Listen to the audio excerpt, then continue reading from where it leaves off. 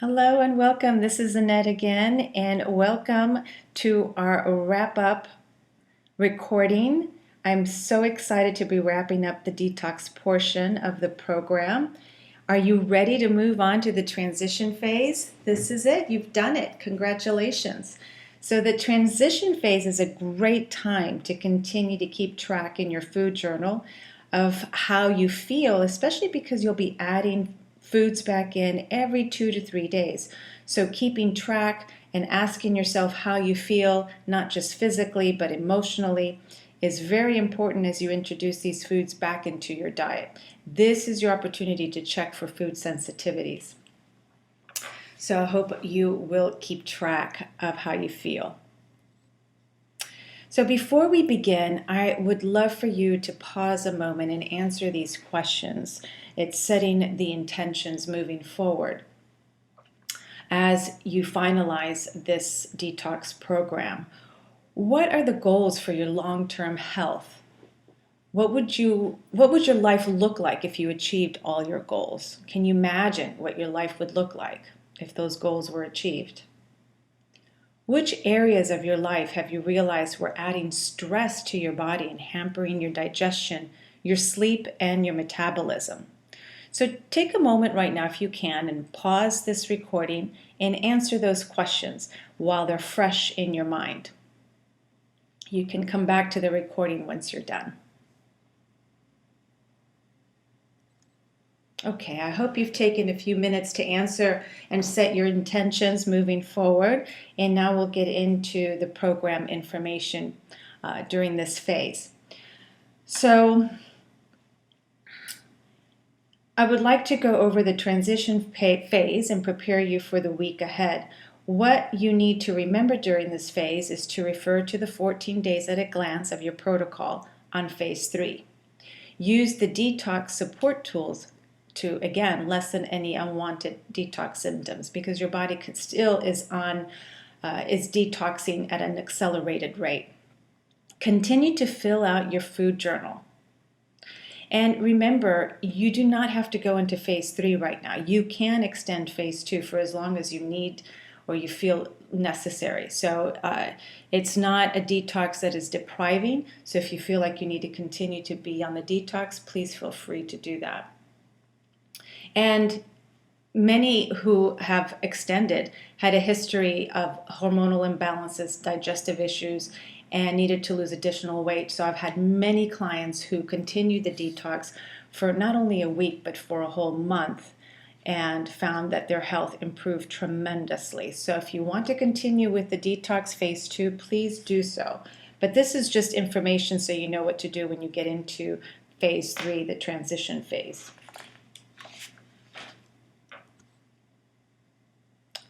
So here is what you're going to be doing over the next week during the transition once you are in this phase. So during the final phase, you will be introducing foods that were absent during your detox, and you're going to be introducing them one by one. Every day you will be adding a new food item to your diet. Using your food journal to note any symptoms or reactions is very, very important during this phase. Otherwise, you will forget. You won't remember what reaction you had in your food with a particular food item, say 2-3 weeks later. So journaling is very important. Transitioning is all about what works for your body. If you have symptoms of intolerance or feel like you need to extend the phase, please do so. I have clients that sometimes take a full week to introduce a new food, so do not hesitate to extend this phase as we add back in the foods we took out during phase 2. So I say at least 2 to 3 days between foods. Introduce one food every 2 to 3 days, but you can always extend it to a week. Go as slow as you need to. Do not accelerate it. And I would not, if you're really trying to test for food sensitivities and intolerances, I would not add a new food back in every 24 hours. I would really wait at least a good 48 to 72 hours, because it could take that long for your body to react. So what are you adding in? So here is a list of the foods and the dates you'll be adding them back in. I have them here on the slide for you.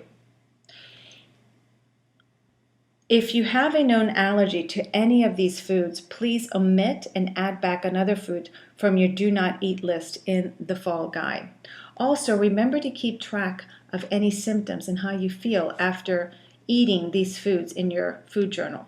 It will help you immensely in figuring out if you are sensitive to foods that may be hindering your health, because these food sensitivities cause inflammation and your body gets inflamed because it's sensitive to it. So on day 8 and 9, that's day 1 and 2 of the transition, you'll be adding grains back into your diet, which many people are very sensitive to, especially women. So really note how you feel. Personally, I cannot tolerate grains on a regular basis. I can only eat them maybe once a week in a very, very small quantity. So every person is a little bit different. And it has been noted in studies that men can tolerate grains much better than women can. So, it's something to think about. So on day 10 and 11, days 3 and 4 of the transition, you'll be adding beans back into your diet. Again, note how your body feels and write it down in your food journal. Beans are another food item that can cause a lot of food sensitivities. Day 12, which is day 5 of the transition, you'll be adding in eggs. Remember to take note in your food diary again about how you're feeling when you add these foods back into your diet. And again, eggs, for some people, it's fine, and for a lot of people, it causes a lot of gas. So you might want to really pay attention how you feel. And so in all of these foods, the grains, the beans, the eggs, make sure you are writing in your food diary. Day 13 and 14, which is day 6 and 7 of the transition, you'll be adding in tempeh. Notice how you feel after you consume this food. And this is especially for those of you that are vegetarians. Please notice how you feel. A lot of vegetarians eat a lot of tempeh, and they might be sensitive to it and don't even realize it. So you can extend phase 2, remember, if you need more time cleansing your body, and you can extend phase 3 if you need to slow down the process of adding foods back in. Please listen to your body, as there is no right or wrong way when it comes to detoxing, except to say that just really slow down the transition phase. This is your opportunity to really check for food sensitivity, so take advantage of this phase. Many people do not realize they're sensitive to foods and have reactions that may or they may not notice. And these foods that are listed in the Detox do not eat list. So be in tune to how you react to the foods during the next 7 days and beyond.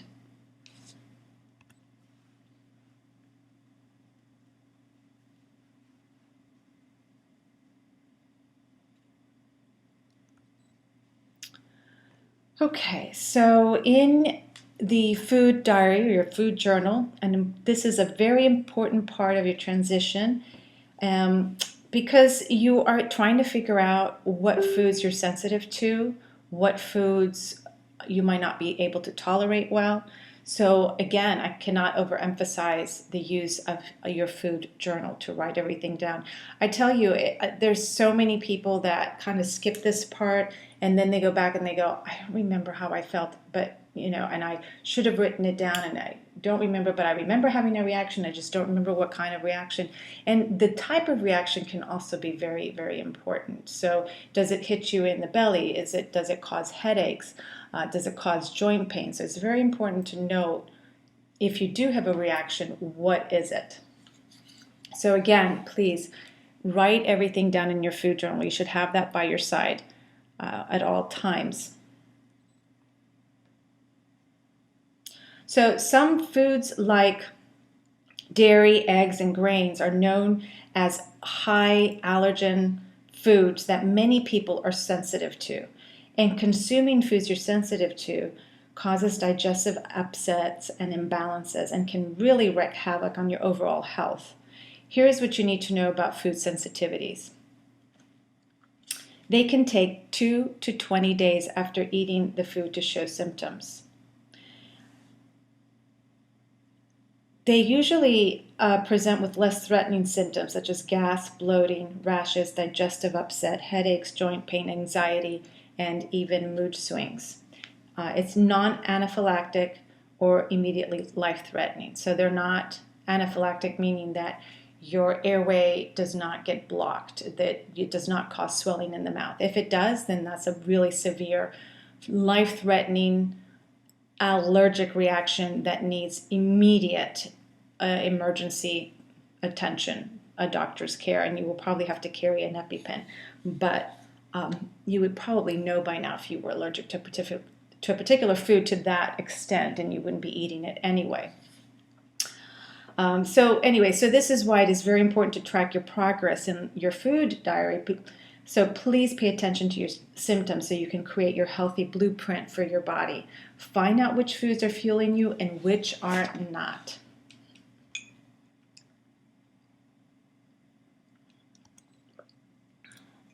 Something slightly more serious to a sensitivity is a complete intolerance for a particular food. And a food intolerance is usually more of an immediate response. It presents obviously with some of the similar symptoms like gas, bloating, but the symptoms might be a little bit more intense, like diarrhea, constipation. The headaches are more intense. Again, they're non-anaphylactic or life-threatening, and it does not involve the immune system or any antibodies. So if you went to go get an allergy test, just like with the previous slide with food sensitivities, it would not show up as an allergic reaction. But there is obviously a food sensitivity. And even, and doctors will tell you the only way you'll know if you have a food sensitivity or intolerance, because your body's immune system is not involved, is to actually eliminate it and then bring it back in and notice how you feel, which is exactly what you're doing in this program. So what do you do if you have a reaction? Well, if your body reacts to a food, then omit this food for 7 days and then reintroduce it. And remember, so many factors affect digestion, such as stress, food combining, menstrual cycles, hormones, and adrenal health. So also pay attention to make sure that it's not that. That's why I say take it out and reintroduce it in 7 days, because hopefully if you have other issues that might have affected your digestion, such as stress or such as the fact that you might have poorly food combined that day, then hopefully when you reintroduce it in 7 days, that won't be part of the equation, and then you'll know whether in fact it was the food or if in fact it was something else, like such as stress.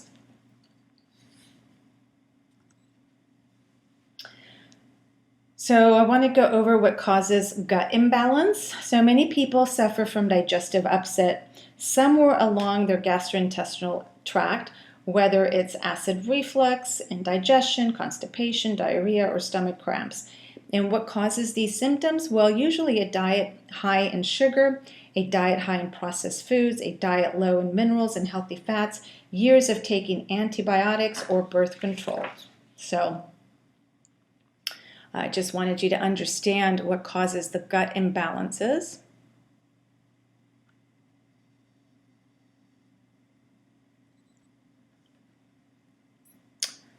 So now we're going to take sorry, now I was just had to rethink here where I'm going with all this. Really, it is really important to maintain a healthy gut because, as you can see, gut imbalances, as you've learned by now, and as I've been saying from the beginning of this program, is what can cause inflammation in the body and can lead to so many diseases. And we know heart disease, the number one cause of heart disease is inflammation. So having a healthy gut is so critical to being healthy. So I want to go over some of the things that you can do to maintain a healthy gut.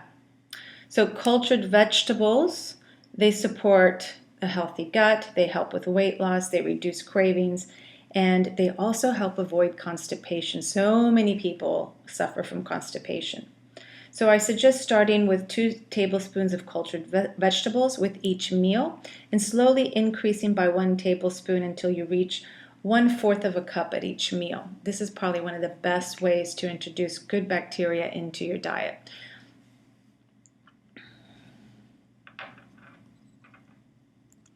You can also add a daily probiotic, such as an eco probiotic drink, which is one of my favorite. It's made with coconut water.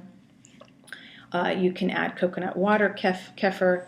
You can either make it at home or you can buy the store-bought. Kavita is a brand that I recommend. You can also take coconut milk, almond, or any unsweetened dairy-free yogurt. You can also take the Body Ecology Diet probiotic drinks. There's some other cultured foods that you can buy at your grocery store. I think it's called Bubby's Cultured Foods. Kombucha, of course, and you can take a high quality probiotic supplement. And those can either be bought at your health food store. They're in the refrigerated section because probiotics need to be refrigerated. They can be purchased on Amazon, Vitacost as well, and shipped to you. And I suggest choosing a probiotic with at least 15 to 50 billion colony forming units, and that's CFUs.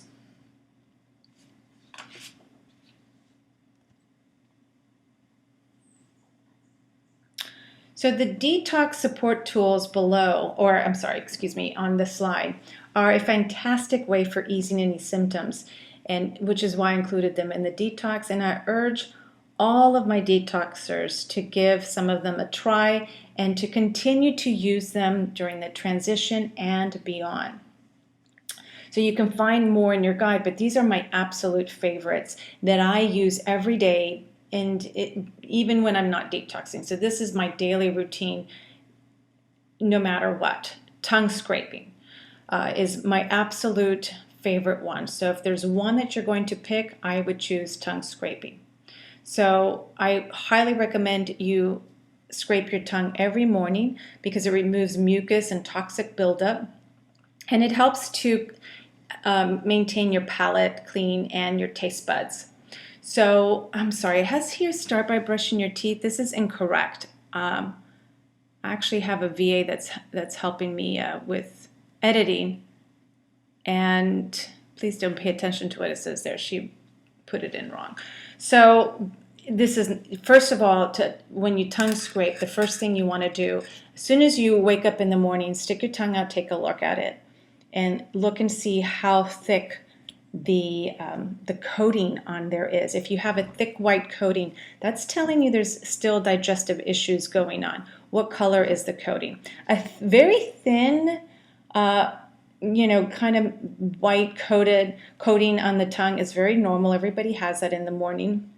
But if it's thick, and if it's kind of, the color's really white, and you're scraping off a lot of stuff, that is telling you, okay, there's a lot of toxins that have come out from the digestive system and that you'd still have digestive issues. So begin scraping from the back of the tongue to the front, just like I explained in the first recording, 7 times back to front. Rinse your mouth out, then brush your teeth. Sorry about what you're seeing there, that's incorrect. So again, scraping the tongue, you remove the bacteria that can also lead to disease. We always say, even in nursing, good mouth care is so important for a healthy heart. Your mouth is very vascular. So it's one of the first ways that bacteria enter the bloodstream is through the mouth. So keeping the mouth clean, not just by brushing the teeth, but by actually scraping the tongue is very, very important. Skin brushing is also another great detox tool that you can continue to use beyond, of course, the detox. And it's so easy. You can do that right before your shower. So like I've said before, right before your shower, just skin brush your body. Make it part of your routine of taking a shower. Start from the feet, work your way up. It just takes a minute or two, and then boom, jump into your shower and you're done. Now, rebounding, if you have a rebounder, great. Yoga is another great way to actually get the lymphatic system moving, because in yoga you do use your body and your muscles, and you're pushing and you're actually jumping through. So there's a lot of kind of bouncing going around with yoga. And so that's another good one. And there's also a lot of, when you do these twists in yoga, like the Marichyasana twist, you're actually squeezing and then releasing, and all of that squeezing and releasing helps move the lymphatic system. So I don't know if you knew this, but and a lot of people don't know this, is that yoga is excellent for moving the lymphatic system. So yoga is another thing you can do. And of course, running or fast-paced walking is really good as well, because that's what actually helps the lymphatic system move. It doesn't have a pump like the circulatory system. So you do have to move in order for the lymphatic system to actually be able to circulate.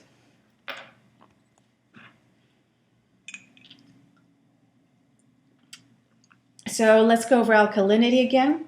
A poor diet or consuming too many acidic foods can weaken the cells and lead to an acidic body. This leads to mineral loss and creates the perfect atmosphere for leaky gut and inflammation, which again can lead to disease. So by adding alkaline foods such as raw vegetables and juices to our diet, we can remove the acidic waste and have more energy and healthy cells. Some additional ways that you can alkalize the body are, again, like I said, eat more greens and water-rich foods such as fruits and vegetables. Add lemon and lime to your water, even though these fruits are considered acidic, but when they're in the body, they actually are alkaline. Drink coconut water and green juices or superfood greens in water. Add sprouts to your diet. Add sea vegetables. Breathe deeply and do everything you can to reduce stress. Stress is the most acidic thing you can do in the body. No matter how much you exercise, no matter how well you eat, if your stress level is high, you have what we call chronic stress. Having short periods of stress is okay. That's a normal part of life. But when it turns into chronic stress, that is when it destroys your health. So that is something to really pay attention to. Okay, we'll go over food combining one more time again. So proper food combining really helped my own health because I suffer from gastrointestinal reflux disease or heartburn or acid reflux really, really bad. I mean, mine gets really, really bad. And, that can lead to esophageal cancer. So it's something very important for everyone to know is that if you do have GERD, food combining is critical. So learning how to food combine for me was very, very important. If you're combining too many foods improperly at once, it can really slow down the digestion, and that can lead to problems such as acid reflux and low energy. When you eat foods that require different digestive enzymes or pH levels, your natural enzymes actually get confused, and then that's where you get the bloating, not to mention poor assimilation. And if you have poor assimilation, then you're not energized. And again, it can lead to issues such as GERD. So some examples of food combining are water. Always drink 1 glass 15 to 20 minutes before a meal. Try not to drink water during a meal. That actually puts out what we call the digestive fires.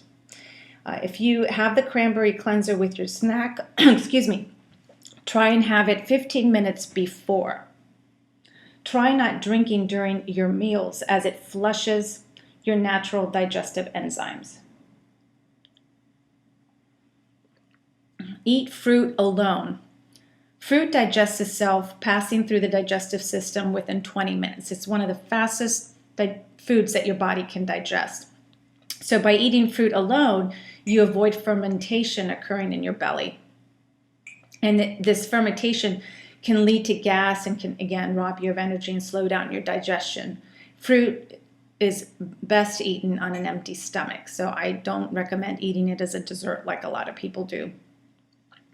Eat starches with vegetables, so foods such as baked potatoes, sweet corn, any starchy food such as rice, quinoa, buckwheat, brown rice, millet, or amaranth.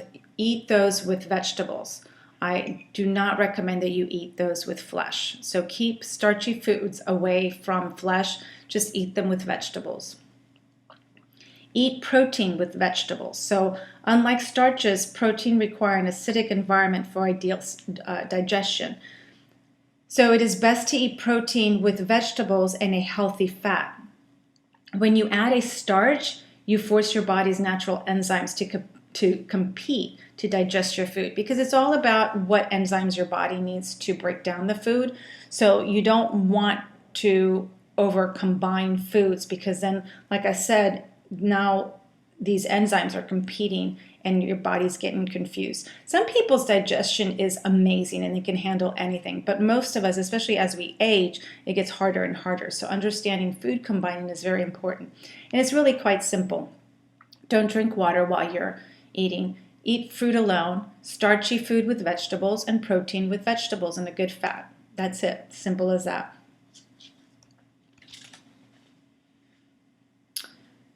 Food is your vitality. Your thoughts either feed and nourish you or deplete you.